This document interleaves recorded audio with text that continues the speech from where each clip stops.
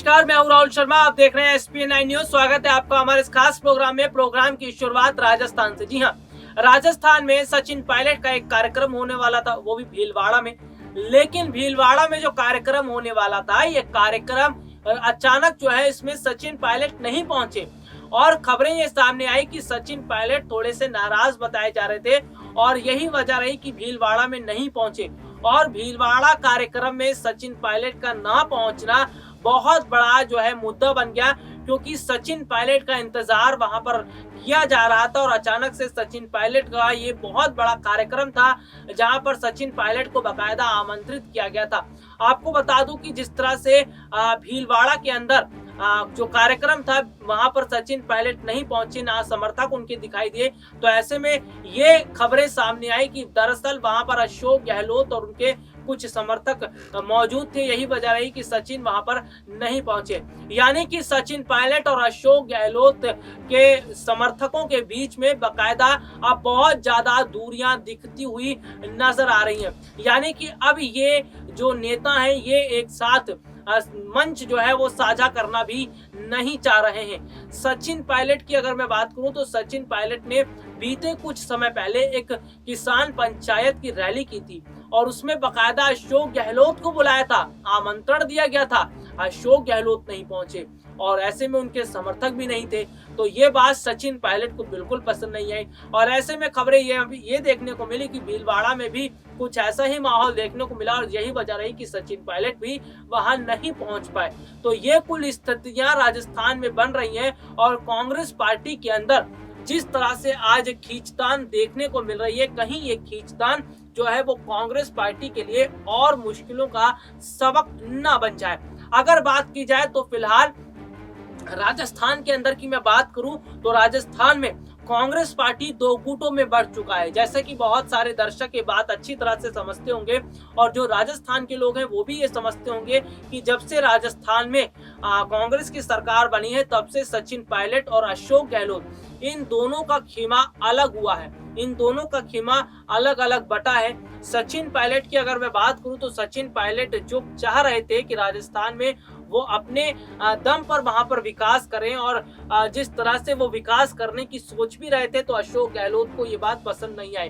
तो यहाँ पर तब से देखने को मिला है कि सचिन पायलट और अशोक गहलोत के बीच बहुत ज्यादा दूरियां बढ़ती हुई नजर आई। हालांकि बीच में कुछ तस्वीरें सामने आई थी जिसमें यह दिखाया गया था कि सचिन पायलट और अशोक गहलोत एक हवाई जहाज में बैठे थे और बकायदा दोनों साथ में मौजूद थे।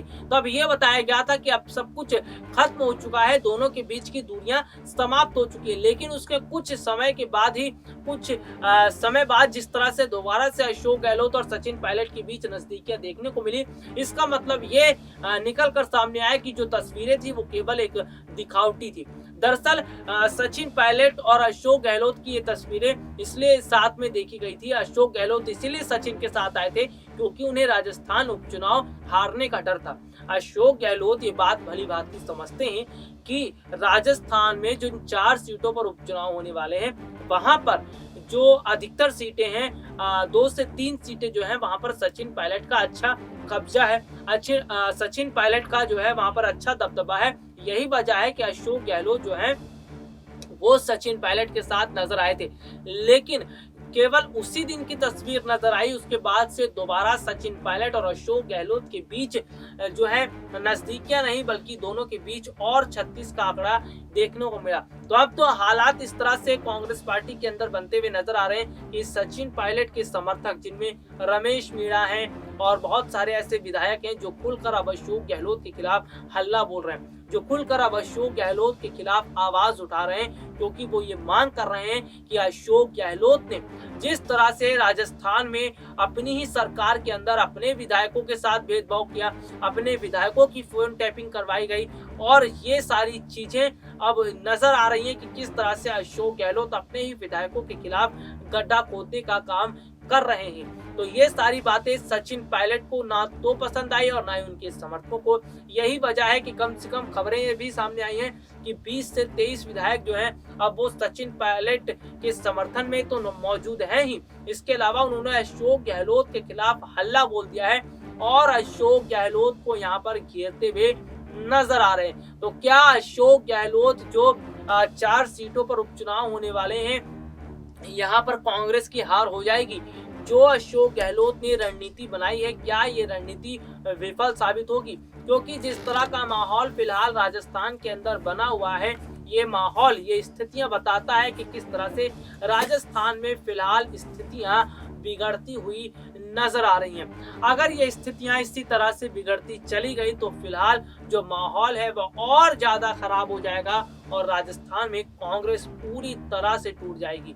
तो अशोक गहलोत पूरी तरह से गिर चुके हैं, विपक्षी पार्टियां भी गिर रही हैं और अपनी पार्टी के विधायक भी गिर रहे हैं। यहाँ तक कि सचिन पायलट जो है वो भी अब लगातार सवाल पूछ रहे हैं अशोक गहलोत से, और यहाँ पर अब इस पूरे मामले की जो है कहीं ना कहीं जानकारी वो खुद अपने हाथों में ली है पार्टी आलाकमान ने, प्रियंका गांधी ने बीते कुछ दिनों पहले बाकायदा अशोक गहलोत से रिपोर्ट मांगी थी कि जो फोन टैपिंग का मामला हुआ और जिस तरह से वहां पर विधायकों के साथ भेदभाव चल रहा, आखिरकार ये पूरा माजरा क्या है। यानी कि प्रियंका गांधी को इस पूरे मामले में उतरना पड़ा है। लेकिन क्या प्रियंका गांधी राजस्थान की स्थिति को संभाल पाएंगी?